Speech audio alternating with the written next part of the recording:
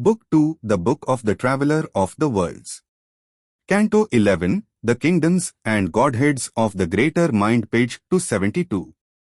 A single and infallible look comes down. A silent touch from the supernal's air awakes to ignorant knowledge in its acts. The secret power in the inconscient depths, compelling the blinded Godhead to emerge, determining necessity's nude dance, as she passes through the circuit of the hours, and vanishes from the chase of finite eyes, down circling vistas of aeonic time.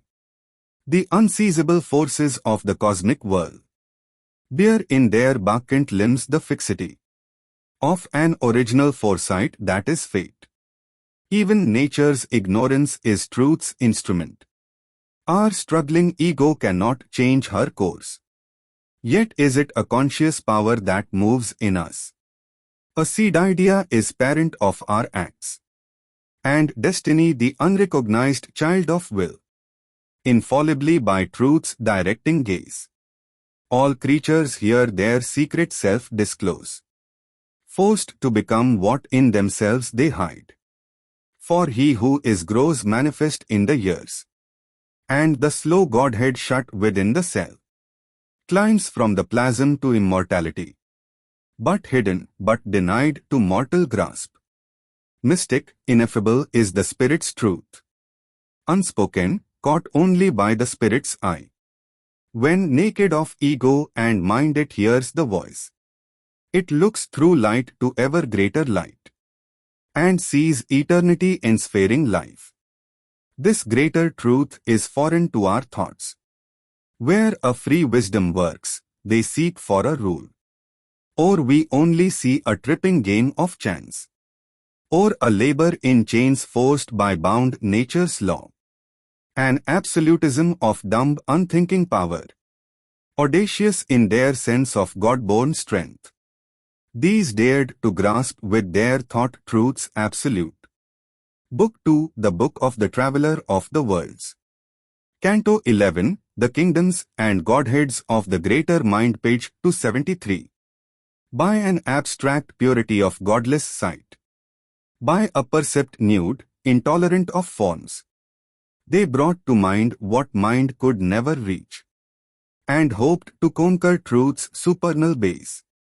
A stripped imperative of conceptual phrase, architectonic and inevitable, translated the unthinkable into thought. A silver-winged fire of naked subtle sense, an ear of mind withdrawn from the outwards rhymes, discovered the seed sounds of the eternal word, the rhythm and music heard that built the worlds, and seized in things the bodiless will to be. The illimitable they measured with numbers rods, and traced the last formula of limited things in transparent systems bodied termless truths.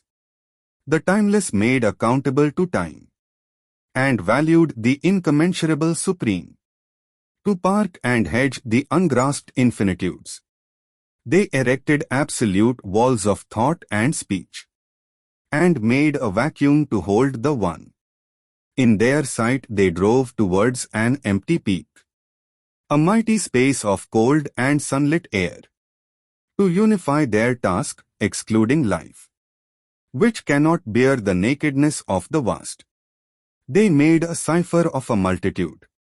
In negation found the meaning of the all, and in nothingness the absolute positive. A single law simplest the cosmic theme, compressing nature into a formula. Their titan labor made all knowledge one, a mental algebra of the Spirit's ways, an abstract of the living divinity. Here the mind's wisdom stopped, it felt complete, for nothing more was left to think or know. In a spiritual zero it sat throned, and took its vast silence for the ineffable.